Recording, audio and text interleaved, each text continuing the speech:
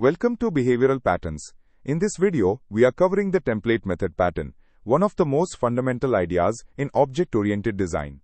By the end, you will know exactly what problem it solves, how to implement it in TypeScript, and when you should reach for it, versus when a simpler approach is the better call.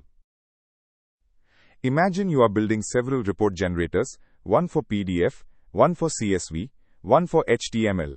Every generator follows the same sequence. Open the data source, format the header, write the rows, then close the output. The structure is identical but the formatting details differ. If you copy that sequence into each class separately, you own 3 copies of the same skeleton. The moment the business adds a new step, say a footer, you must remember to update all 3. That fragility is the pain this pattern addresses.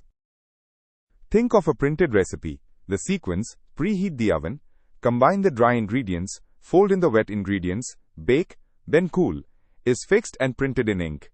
But a few lines are intentionally left blank for you to fill in. Your choice of flavoring, your preferred topping. The template method pattern works exactly like that recipe. The skeleton is logged in, and only the designated blanks are yours to complete. The pattern has 2 named participants. The abstract class holds the template method, a single method, often marked final, so no one can reorder its steps, that calls each step in sequence.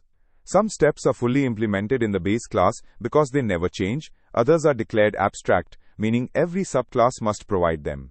Those overridable steps are called hook methods. The concrete class only implements the hooks, it never touches the overall sequence. This inversion, where the base class drives execution and calls into the subclass, is known as the Hollywood principle. Don't call us, we'll call you.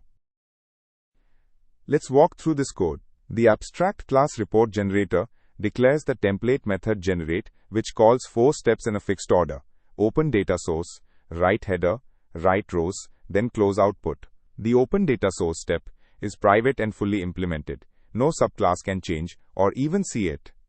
Write header and write rows are declared abstract with the protected keyword, so every subclass must implement them. Close output is a protected concrete method with a default implementation, meaning subclasses may override it but do not have to. This is a classic optional hook. CSV report generator provides its own write header and write rows, outputting comma-separated text, and inherits close output as is. HTML report generator does the same, but also overrides close output to append a closing HTML tag. At the bottom, the client treats both objects as plain report generator instances and calls generate on each. Neither subclass knows or cares about the sequence, the base class owns that entirely. When the client calls generate, control flows entirely through the base class.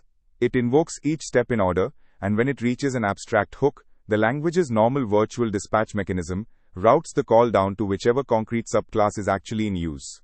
The caller does not know or care which concrete class it has, it just calls generate. The big benefit is that the invariant structure is defined once. If the business requires a new step between write rows and close output, you add it in exactly one place and every subclass picks it up automatically. The trade-off to watch for is inheritance coupling. Every concrete subclass is permanently bound to its parent, and deep hierarchies can become hard to reason about over time.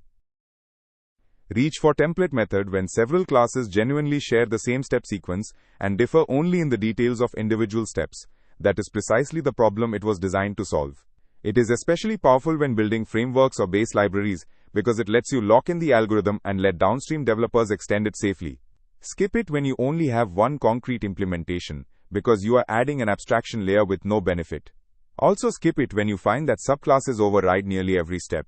At that point, there is no real shared skeleton, and a strategy pattern using composition or simple callbacks will be more flexible and easier to test. Let's recap. The template method pattern places the skeleton of an algorithm in a single base class method and declares the variable steps as hooks for subclasses to override. Control is inverted, the base class calls into the subclass, embodying the Hollywood principle. You gain a single, authoritative location for the step sequence and easy extensibility through new subclasses. Just watch for the inheritance coupling it introduces, and consider a composition-based approach whenever the overall structure itself is likely to evolve.